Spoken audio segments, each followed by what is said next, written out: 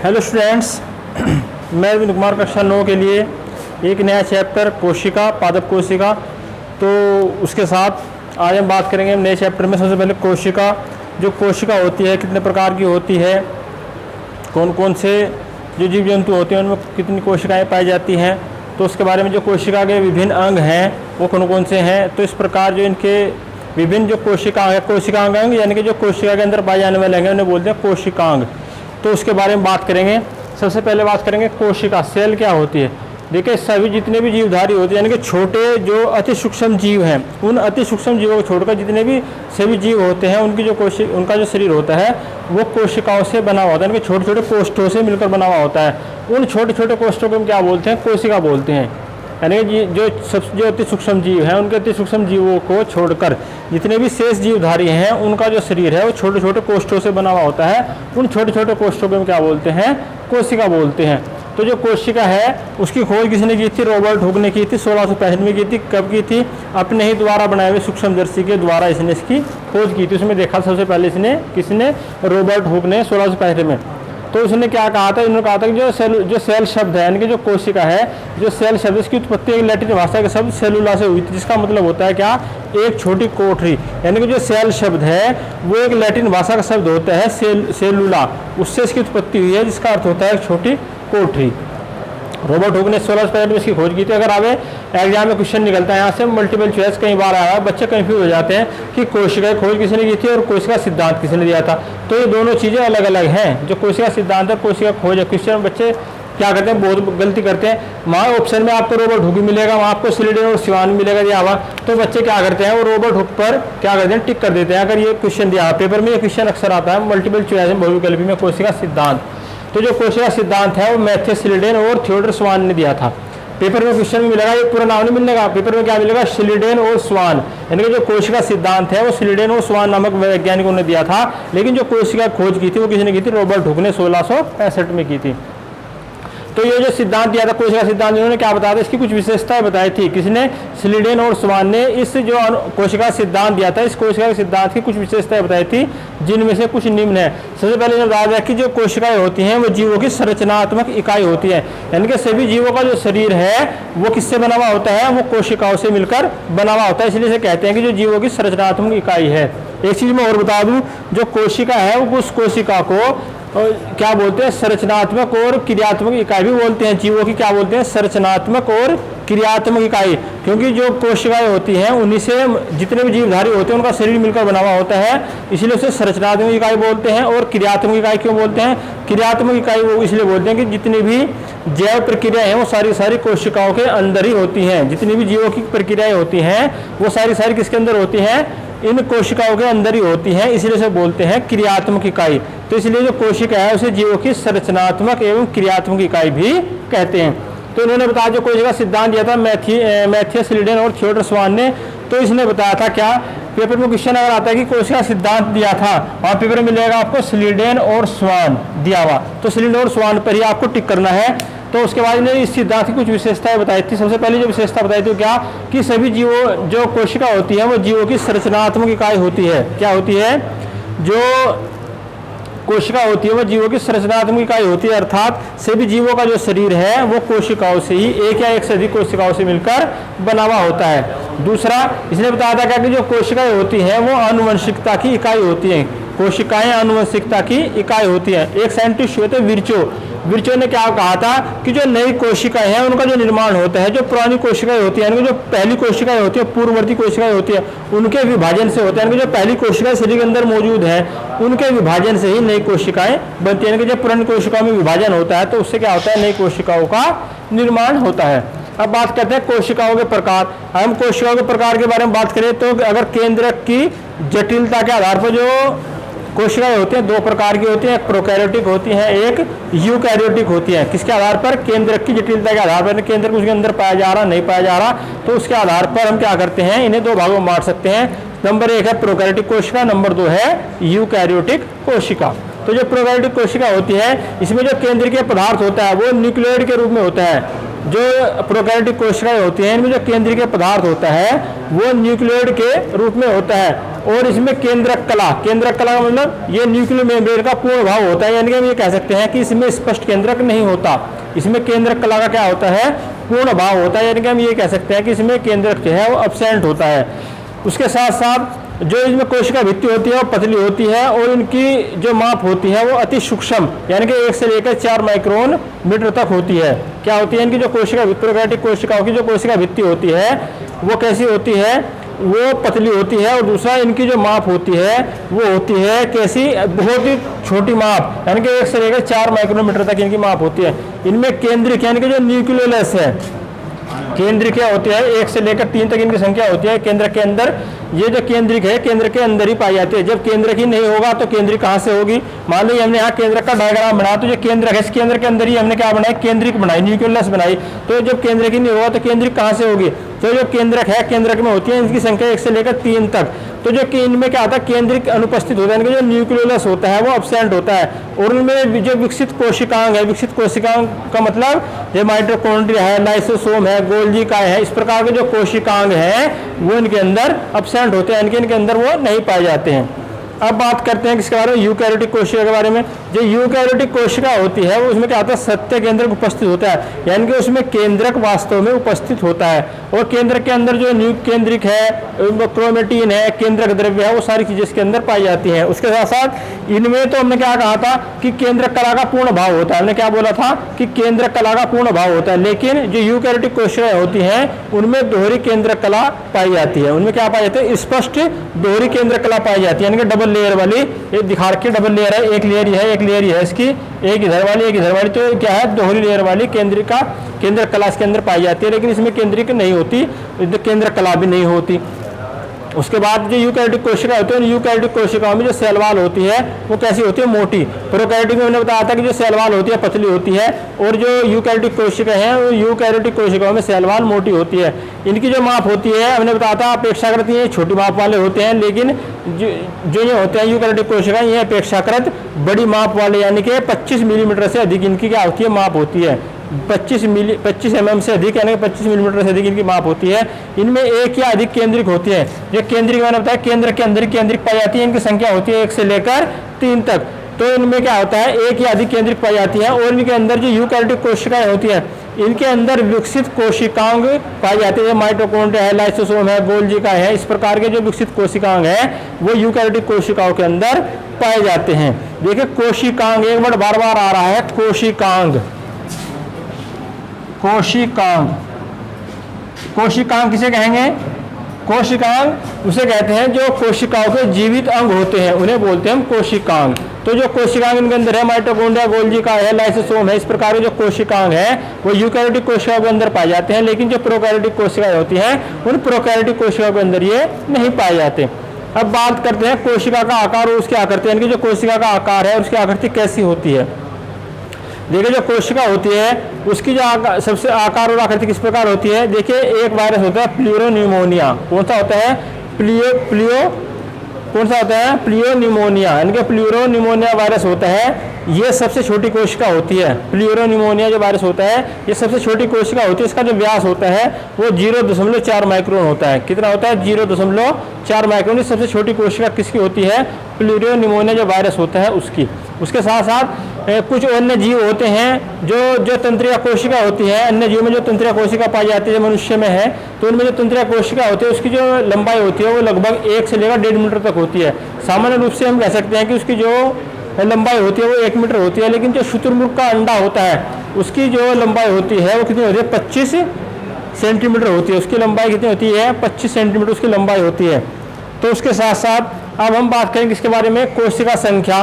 जो कोशिका संख्या है, कोशिका संख्या मतलब जो कोशिका जो मनुष्य का, जो मनुष्य को छोड़ दीजिए आप, जो जीवधारी हैं, कोई भी जीवधारी है उसका जो शरीर है वो कितनी कोशिकाओं से मिलकर बना हुआ होता है। देखिए कुछ हमारे जीव होते हैं जैसे अमीबा है, पैरामीशियम है, युगलिना है, उनका जो शरीर होता है वो एक ही प्रकार की कोशिकाओं से मिलकर बना होता है, यानी कि उनका जो शरीर है वो एक ही प्रकार की कोशिकाओं से मिलकर बना होता है। इसलिए हम उन्हें क्या बोलते हैं कि जो अमीबा है, पैरामीशियम है, युगलिना है वो एक कोश के जीव है। एक कोश के जीव जिनका शरीर केवल एक ही प्रकार की कोशिकाओं से मिलकर बना हुआ हो। दूसरे, कुछ जीव ऐसे भी होते हैं जिनका शरीर एक से अधिक प्रकार की कोशिकाओं से मिलकर बना होता है। वो संख्या उनकी हजारों से लेकर करोड़ों तक हो सकती है, यानी कि उनकी जो संख्या है कोशिकाओं की उनके शरीर में वो हजारों से लेकर करोड़ों तक हो सकती है। तो उन्हें बोलते हैं बहुकोशिकीय जीव, यानी कि जिनके शरीर में जिनके शरीर का निर्माण बहुत सारी कोशिकाओं से मिलकर होता है, उसे हम बोलते हैं बहुकोशिकीय जीव। एक तो जो कोशिकाओं की संख्या के आधार पर जीव होते हैं दो प्रकार के,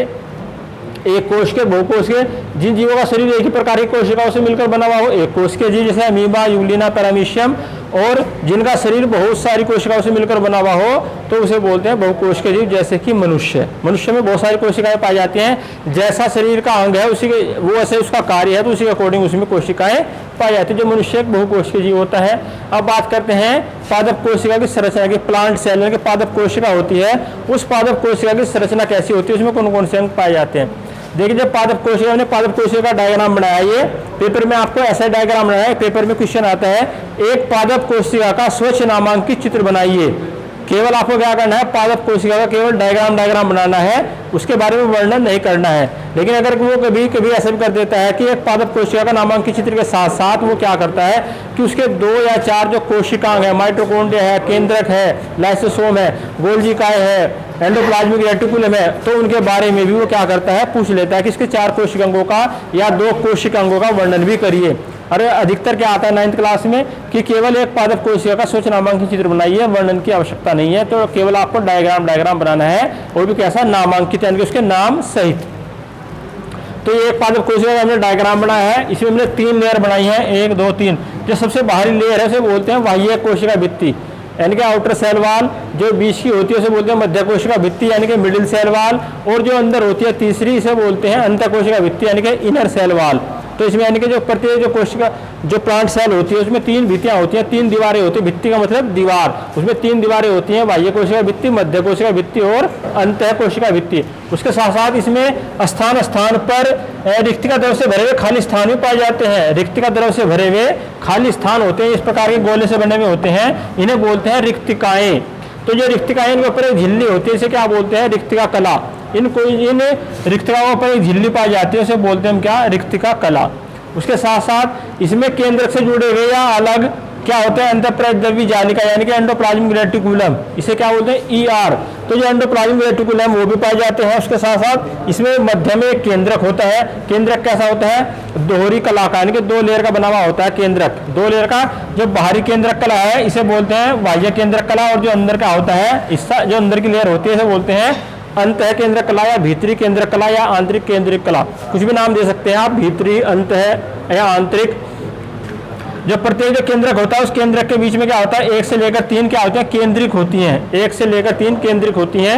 उसके साथ साथ इसमें एक तरल, चिपचिपा, गाढ़ा, अर्ध तरल द्रव पाया जाता है। इसके अंदर केंद्र के अंदर कैसा चिपचिपा होता है, अर्ध तरल होता है, जेली जैसा पदार्थ होता है, उसे बोलते हैं क्या, हम केंद्रक द्रव्य। एक चीज का ध्यान रखना है आपको, अगर केंद्रक के अंदर पाया जा रहा है तो केंद्रक द्रव्य है, और कोशिका के अंदर पाया जा रहा है तो कोशिका द्रव्य है। जैसा नाम है वैसा ही उसका नाम है। तो जो केंद्रक के अंदर, इसके अंदर गाढ़ा चिपचिपा द्रव पाया जाता है, वो क्या होता है, केंद्र द्रव्य बोलते हैं। उसके बाद इसमें ये धागे जैसी मैंने जो संरचना बना रखी है, कैसी, धागे जैसी संरचना बना रखी है। जब ये धागे जैसी संरचना अस्पष्ट हो, यानी कि आपको स्पष्ट दिखाई ना दे, तो इसे बोलते हैं क्रोमेटिन। लेकिन जो हमारी प्रयोगशाला होती है, जो लैब होती है स्कूलों में, उनमें एक सेफ्रेनिन नाम का एक पदार्थ होता है। कैसा होता है, सेफ्रेनिन नाम का एक पदार्थ होता है। जैसे आपने देखा होगा डॉक्टर के यहाँ जाते हैं, तो जब पट्टी करवाने के डॉक्टर के यहाँ जाते हैं, तो किसी के चोट लग गई, वो पट्टी कराने के लिए डॉक्टर के पास गया, तो डॉक्टर लाल दवाई की पट्टी बांधता है, लाल दवा की बांधता है पट्टी, तो वो लाल दवाई जैसी होती है। ऐसा ही क्या होता है, एक सेफ्रेनिन पदार्थ होता है। प्रयोगशाला के अंदर प्रयोग जब बायो का प्रैक्टिकल कराएंगे आपको तो उसमें बताएंगे। तो वो सेफ्रेनिन पदार्थ जब इसके ऊपर हम डाल देते हैं तो ये धागे जैसी संरचना है, ये आपको स्पष्ट दिखाई देने लगती है। इसे क्या बोलते हैं, फिर इसे बोलते हैं गुणसूत्र। क्या बोलते हैं, गुणसूत्र। जब ये स्पष्ट दिखाई ना दे, उलझी हुई रील का धागा उलझ जाता है, इस प्रकार दिखाई दे, तो इसे बोलते हैं क्रोमेटिन। लेकिन जब इसके ऊपर हम सेफ्रेनिन नाम का एक पदार्थ डाल देते हैं, लाल रंग का पदार्थ होता है, जब वो डाल देते हैं तो उससे जो धागे जैसी संरचना है स्पष्ट दिखाई देने लगती है, उसे बोलते हैं फिर क्या, गुणसूत्र। तो जो केंद्रक है, इस केंद्रक के चारों ओर और जो अंतः कोशिका भित्ति है उसके अंदर की तरफ, इसमें क्या होता है, एक अर्ध तरल गोंद जैसा पदार्थ बिखरा पूरी की पूरी जो कोशिका भित्ति होती है इसमें पड़ा हुआ होता है। जो प्लांट सेल होती है उसके अंदर ये भरा हुआ होता है सारे में, ये जो दाने में डॉट डॉट करके बना रखा है, ये सब क्या है, कोशिका द्रव्य है।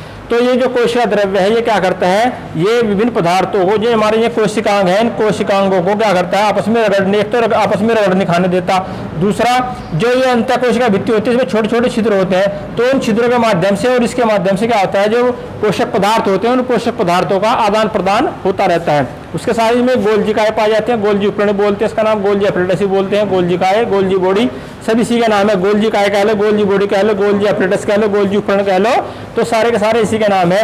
उसके बाद इसमें क्या क्लोरोप्लास्ट भी पाया जाता है, इसमें क्या होता है, क्लोरोप्लास्ट पाए जाते हैं, और इसमें राइबोसोम भी पाए जाते हैं। कोशिका द्रव्य में क्या होते हैं, राइबोसोम होते हैं, राइबोसोम। तो ये राइबोसोम जो होते हैं ये भी इसके अंदर पाए जाते हैं। तो ये पादप कोशिका के बारे में मैंने आपको बताया। जो इसकी जो कोशिका भित्ति होती है, ये जो कोशिका भित्ति में 3 लेयर बनाई इसकी, ये कोशिका भित्ति 1 2 3, यानी कि बाह्य कोशिका भित्ति, मध्य कोशिका भित्ति और अंतः कोशिका भित्ति। ये एक निर्जीव पदार्थ होता है, सेलुला। क्या होता है, एक निर्जीव पदार्थ सेलुला होता है, उसकी बनी हुई होती है। तो इसका काम क्या है, ये जो कोशिका भित्ति है ये कोशिका को दृढ़ता प्रदान करती है, मजबूती और दृढ़ता प्रदान करती है, ये इसका काम है। उसके बाद करते हैं जीव द्रव्य। जीव द्रव्य क्या होता है, देखिए सभी जो कोशिकाएं होते हैं सभी कोशिकाओं में एक सजीव कोलोइडी पदार्थ होता है, उसे कहते हैं जीव द्रव्य। क्या बोलते हैं, एक सजीव कोलोइडी पदार्थ होता है, उसे जीव द्रव्य बोलते हैं। ये जो पदार्थ होता है लसलसा होता है, रंगीन होता है, अर्ध तरल होता है। कैसा होता है, रंगीन होता है, लसलसा होता है, अर्ध तरल होता है और जेली जैसा होता है, इसे बोलते हैं जीव द्रव्य। तो जो जीव द्रव्य है, जितनी भी जीवन की प्रक्रिया है वो सारी सारी इसी के द्वारा संपन्न होती हैं, इसलिए इसे जीवन का भौतिक आधार भी कहते हैं। एक साइंटिस्ट हुए थे जूलियस हक्सले, एक साइंटिस्ट हुए थे क्या, जूलियस हक्सले, उसने इसे जीवन का भौतिक आधार कहा था। क्या कहा था, जीवन का भौतिक आधार, क्योंकि सारी सारी जीवन की जो प्रक्रियाएं होती हैं वो इस जीव द्रव्य के माध्यम से ही संपन्न होती है, इसलिए इसे जूलियस हक्सले ने क्या कहा था, जीवन का भौतिक आधार कहा था। तो अब इसके बाद बात करते हैं रिक्तिका के बारे में।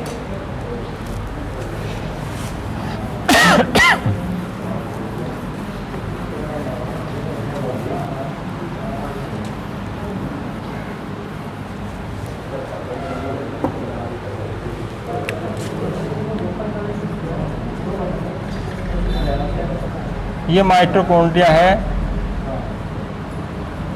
अब बात करेंगे किसके बारे में, रिक्तिका, वैक्यूल्स।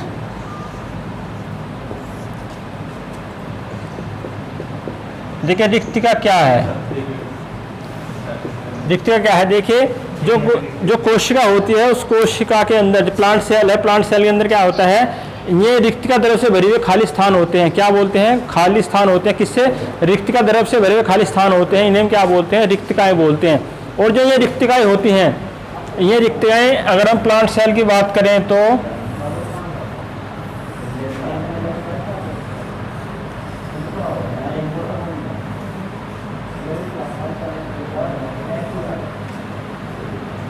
ये क्या है हमारी रिक्तिका, वैक्यूल। तो ये रिक्तिका होती है, ये क्या होती है, ये रिक्तिका द्रव से भरे हुए कोशिका के अंदर खाली स्थान होते हैं, जिन्हें हम क्या बोलते हैं, रिक्तिका बोलते हैं। इस रिक्तिका के चारों ओर क्या होती है, एक झिल्ली होती है जिसे हम टोनोप्लास्ट बोलते हैं। क्या बोलते हैं, टोनोप्लास्ट या रिक्तिका कला बोलते हैं। तो अब बात करेंगे किसके बारे में, जो कोशिका कला है या जो झिल्ली, हमारी कोशिका झिल्ली है, उसके बारे में बात करेंगे। तो जो कोशिका द्रव्य है, यानी कि जो कोशिका द्रव्य है, ये कोशिका द्रव्य इसके अंदर मैंने बताया था गाढ़ा द्रव भरा रहता है कोशिका के अंदर। तो जो कोशिका द्रव्य, कोशिका द्रव्य की बाहरी सतह पर एक झिल्ली होती है। क्या होता है, जो कोशिका द्रव्य होता है उसकी बाहरी सतह पर एक झिल्ली होती है, इसे हम क्या बोलते हैं, कोशिका कला या कोशिका झिल्ली बोलते हैं। और ये 75 एंगस्ट्रॉम मोटी होती है। कितनी होती है, कोशिका कला या कोशिका झिल्ली,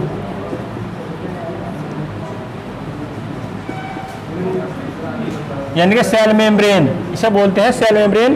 तो जो कोशिका द्रव्य होता है उस कोशिका द्रव्य की बाहरी सतह पर क्या होती है, एक झिल्ली होती है, इसे हम क्या बोलते हैं, कोशिका कला या कोशिका झिल्ली बोलते हैं। और ये 75 एंगस्ट्रॉम मोटी होती है। कितनी, 75 एंगस्ट्रॉम मोटी होती है।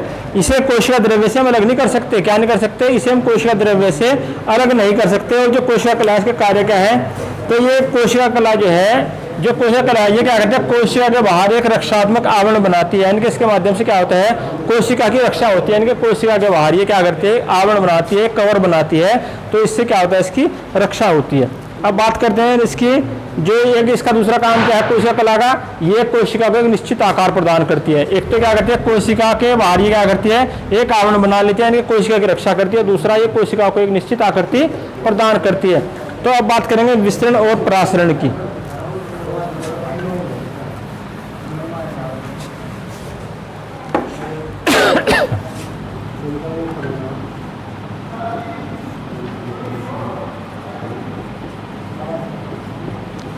विसरण और परासरण, देखिए विसरण क्या है, देखिए जब किसी पदार्थ के अणु या आयनन, यानी कि जब किसी पदार्थ के अणु या आयन अधिक सांद्रता वाले क्षेत्र से कम सांद्रता वाले क्षेत्र की ओर गति करें, किसके बारे में, अधिक सांद्रता वाले क्षेत्र से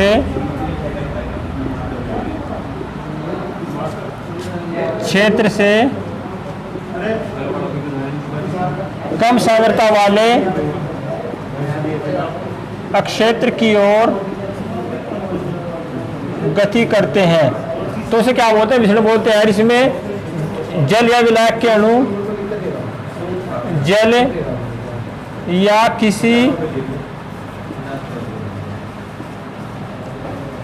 अन्य विलायक के अणु कम सांद्रता वाले क्षेत्र से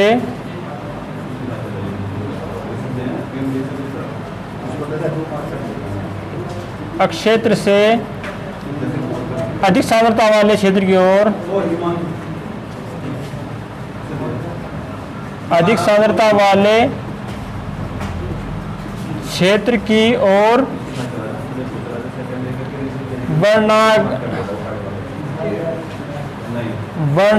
वर्णात्मक पारगम्य झिल्ली के माध्यम से गति करते हैं, के द्वारा गति करते हैं। देखिए जो विसरण है क्या है, परासरण क्या है, विसरण और परासरण। देखिए विसरण जब किसी आयन, किसी अणु या आयनों की गति, किसी आयन या किसी अणुओं की, यानी किसी पदार्थ के अणुओं की गति, किसी पदार्थ के अणुओं की गति जब अधिक सांद्रता वाले क्षेत्र से कम सांद्रता वाले क्षेत्र की ओर होती है, यानी कि जब किसी पदार्थ के जो अणु होते हैं या आयन होते हैं वो अधिक सांद्रता से कम सांद्रता वाले क्षेत्र की ओर गति करते हैं, और कब गति कब तक करते रहते हैं, जब तक कि दोनों क्षेत्रों का दोनों जो क्षेत्र है उनमें जो अणुओं की गति है वो समान ना हो जाए, यानी कि दोनों क्षेत्र में अणु समान ना हो जाए। मान लो इस प्रकार समझिए इसे,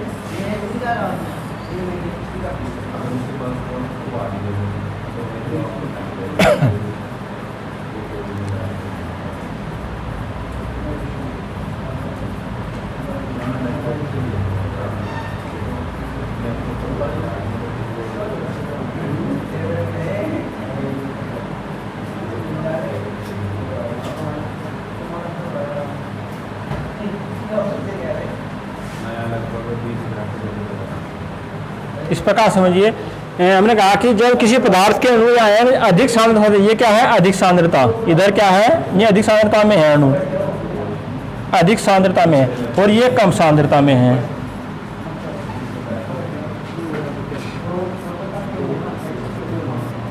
यानी कि जब किसी पदार्थ के अणु या आयन अधिक सांद्रता से कम सांद्रता वाले अणुओं की ओर गति करते हैं, यानी कि जो क्या करते हैं, अधिक सांद्रता वाले क्षेत्र से, ये अधिक सांद्रता वाला क्षेत्र है, ये कम सांद्रता वाला क्षेत्र है, जब किसी पदार्थ के अणु या आयन अधिक सांद्रता वाले क्षेत्र से कम सांद्रता वाले क्षेत्र की ओर गति करते हैं, जब तक कि दोनों क्षेत्रों में इन अणुओं की जो संख्या वो समान ना हो जाए, तो इसे कहते हैं विसरण। यानी कि जब किसी पदार्थ के अणु या आयन अधिक सांद्रता वाले क्षेत्र से कम सांद्रता वाले क्षेत्र की ओर गति करते हैं, तो इसे कहते हैं विसरण। और ये गति तब तक होती रहती है जब तक कि दोनों क्षेत्रों में ये पदार्थ के अणु हैं उनकी में समान ना हो जाए। उसके बाद परासरण क्या होता है, परासरण में क्या होता है, इसमें किसी अर्धपारगम्य झिल्ली की आवश्यकता नहीं पड़ती, लेकिन जो परासरण होता है, परासरण में अर्धपारगम्य झिल्ली की आवश्यकता होती है। यानी कि विसरण में अर्धपारगम्य झिल्ली की आवश्यकता नहीं होती, लेकिन जो परासरण होता है इसमें होती है।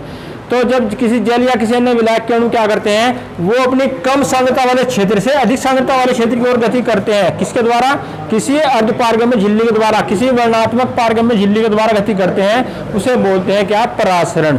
यानी कि जो परासरण है उसमें अर्धपारगम्य झिल्ली की आवश्यकता होती है, लेकिन जो विसरण होता है उसमें पारगम्य झिल्ली की आवश्यकता नहीं होती। इसमें अधिक सांद्रता से कम सांद्रता वाले क्षेत्र की ओर गति करते हैं और इसमें कम सांद्रता वाले क्षेत्र से अधिक सांद्रता वाले क्षेत्र की ओर गति करते हैं, उसे कहते हैं क्या?